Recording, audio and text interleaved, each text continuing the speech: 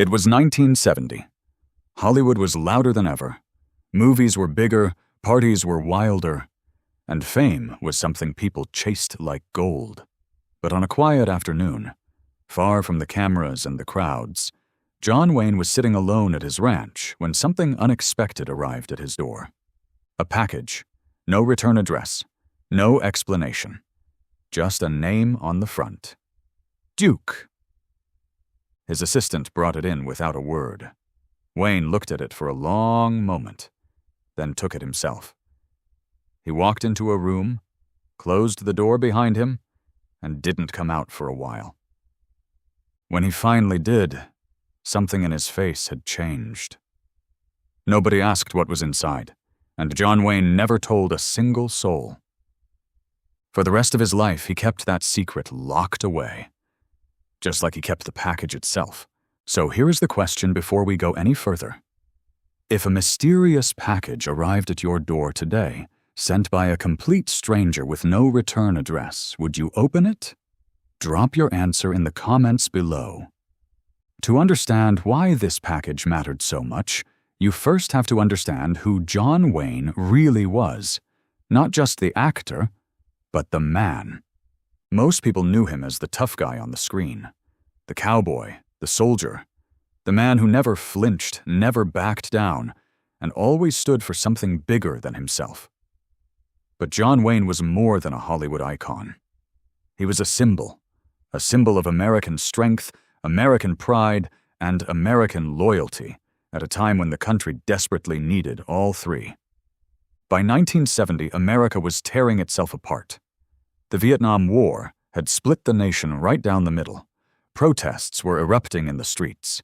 Young men were burning their draft cards, and the soldiers who were actually fighting, the ones bleeding in the jungles of Southeast Asia, were being ignored, mocked, and forgotten by the very country they were dying for. John Wayne refused to stay silent. At a time when Hollywood was turning its back on the war and on the men fighting it, Wayne did the opposite. In 1968, he produced, directed, and starred in The Green Berets, a film that was openly pro-military and pro-soldier. Critics hated it.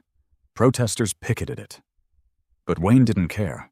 He made it because he believed those soldiers deserved to be seen, deserved to be honored, deserved to know that somebody back home was thinking about them. That film, that one decision, meant everything to the men in uniform, more than Wayne ever knew, and it is exactly why, 2 years later, a broken veteran sat down somewhere in America and decided to send John Wayne a package that no one else was ever meant to see. To truly feel the weight of what happened, you need to understand what those soldiers were living through. Vietnam was not like any war before it. The men who fought there were not celebrated when they came home. They were not welcomed with parades or applause.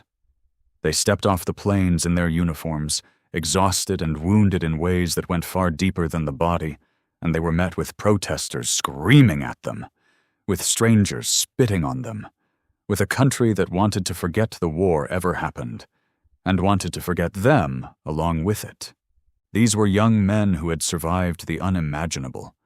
They had spent months, sometimes years, in jungle heat so thick it felt like breathing through wet cloth. They had watched their brothers die beside them. They had made impossible choices in impossible moments. And then they came home, and nobody wanted to hear about it. The isolation was crushing. Many veterans found themselves completely alone, with memories that wouldn't leave them. No support, no recognition, no one who understood. The country had moved on, and the men who had given everything for it were left standing on the side of the road, invisible. But one of those men had held on to something through all of it, something that had kept him going during the darkest nights in the jungle. And when he finally sat down to make sense of everything he had survived, he realized there was only one person in the world he needed to send it to. Not a general, not a politician, not a family member. John Wayne. The only man in America, he felt, who had never turned his back on them. The package that arrived at John Wayne's ranch in 1970 was not glamorous. It was not the kind of thing you would look at twice if you passed it on the street. It was wrapped carefully. Too carefully, the kind of careful that comes from someone who has very little and wants to make sure what they are sending arrives safely. The brown paper was worn at the edges. The tape had been applied in layers, pressed down firmly, as if the person wrapping it had gone over it again and again to make sure it would hold. It had clearly passed through many hands before it reached Wayne's door. There was no courier label, no tracking number. Just a name written in pen, Duke, and an address that had somehow found its way to the right place. Wayne's assistant received it first, the way all mail was received, but something about this one felt different. It was brought directly to Wayne without the usual sorting, without the usual questions. Wayne looked at it, turned it over once in his hands, and then quietly said, "I'll take it." He walked away from the room where his staff was working. He found a quiet space, went inside, and closed the door. What was in it? That question has lived unanswered for decades. Those who knew Wayne well have offered guesses over the years. A medal, the kind soldiers earned in battle but sometimes couldn't bring themselves to keep. A photograph, maybe of a unit, maybe of a moment, maybe of something only the sender understood. A dog tag, the small metal plate that every soldier wore around his neck, the one that identified him if he didn't make it back alive. Any of these things would have carried the kind of weight that changes a room the moment it is opened. Whatever it was, Wayne stayed in that room for a long time. When he came out, the look on his face was not something his staff had seen before. Not sad, exactly. Not shaken.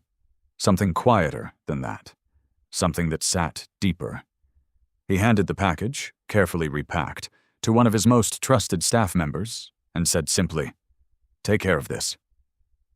No explanation, no story. Just those 4 words. And nobody asked. Among whatever else was in that package, there was a letter. It was written on paper that had clearly seen better days, thin, slightly torn at one corner, the kind of paper you find when you are far from home and making do with what you have. The handwriting was uneven, not because the man writing it was uneducated, but because the hand holding the pen had been through things that leave a permanent tremble. The letter told a story. Somewhere deep in Vietnam, on a night when the darkness felt like it had weight, a group of soldiers had gathered around a makeshift projector. They had gotten hold of a film, one of Wayne's films, the details of which one have never been confirmed, but those who have pieced this story together believe it was the Green Berets. They set it up in whatever space they had, and they watched it together. For a few hours, the jungle disappeared. For a few hours, those men were not soldiers waiting to find out if they would survive the next day. They were just people watching a story, and the story reminded them of something they had almost forgotten, that they were not invisible. That someone, somewhere, had thought about them enough to put them on a screen and say, "These men matter." The veteran who wrote the letter described that night as the moment he decided to keep going. Not a dramatic decision, not a speech, just a quiet, internal shift. I am still here, and maybe that means something. He wrote, "Duke, you were the only one who didn't turn your back on us." 8 words, but they carried the weight of everything those men had been through. Every protest they had seen on the news, every cold shoulder, every moment of feeling forgotten. And in the middle of all that, one man's voice had reached them through a film reel and told them they were worth something. The veteran wanted Wayne to know, not for any reward, not looking for anything in return. He simply felt that the man deserved to know what he had done, even if he had never meant to do it. John Wayne spent his entire career being the toughest man in the room. That was the image. That was the brand. The jaw set hard, the eyes steady, the voice that never wavered. Audiences loved him for it. Hollywood relied on it. And Wayne himself had built a life around it.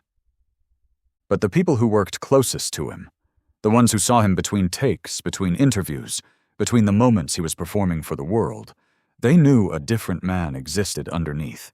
That night, after the package arrived, one of Wayne's longest-serving staff members later recalled hearing something they had not expected.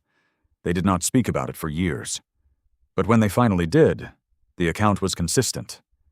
John Wayne cried that night, alone, quietly. The way people cry when they are not putting on a performance for anyone.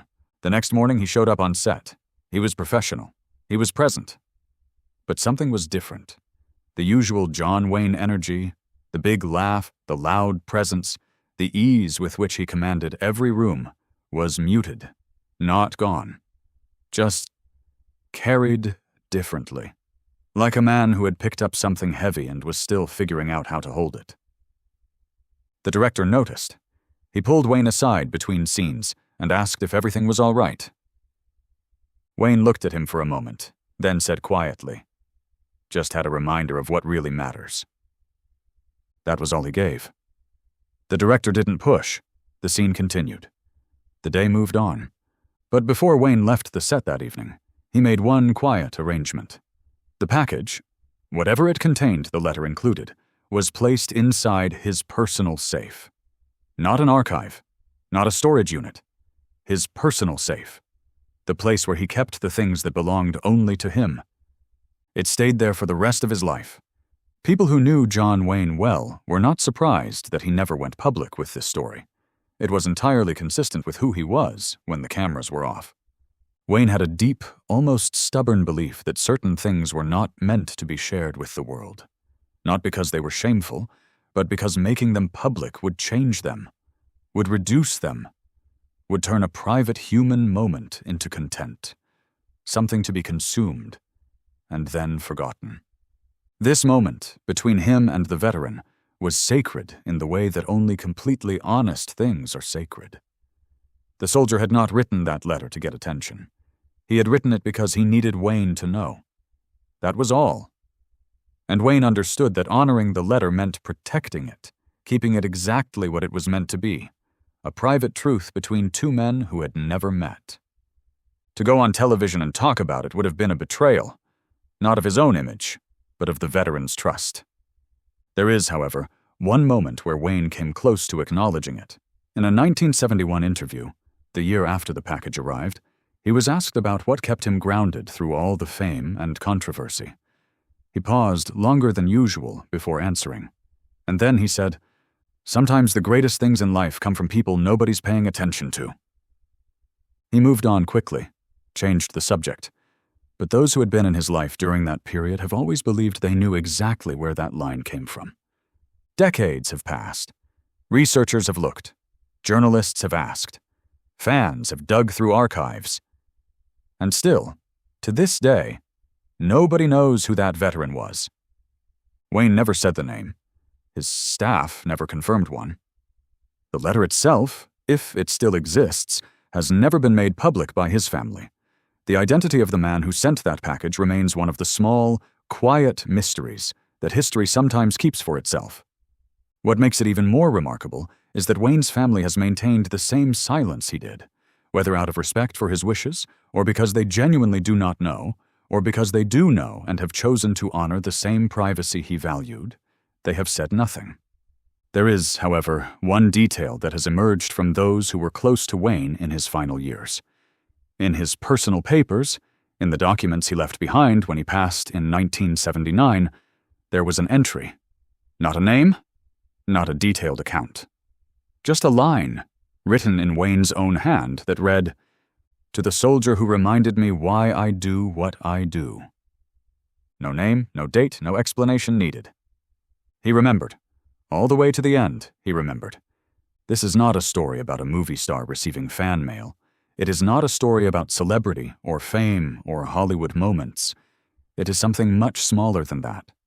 And because of that, something much larger. It is the story of a man who was forgotten by his country, sitting down in whatever quiet corner he could find, and reaching out to the one voice that had made him feel seen. And it is the story of another man, famous beyond measure, who received that reach and held it gently, privately, and permanently. No cameras, no press release, no applause. Just two human beings connected across an impossible distance by something as fragile and as powerful as the feeling of not being alone. John Wayne made over 170 films in his lifetime. He won an Oscar. He became one of the most recognizable faces in the history of cinema. But if you ask what his most important role ever was, it might just be the one he played in a quiet room in 1970 when he opened a package from a stranger and chose, without hesitation, to carry it with him for the rest of his life. What do you think was inside that package? Drop your answer in the comments below. And if this story moved you, share it with someone who needs to be reminded today that they are not invisible.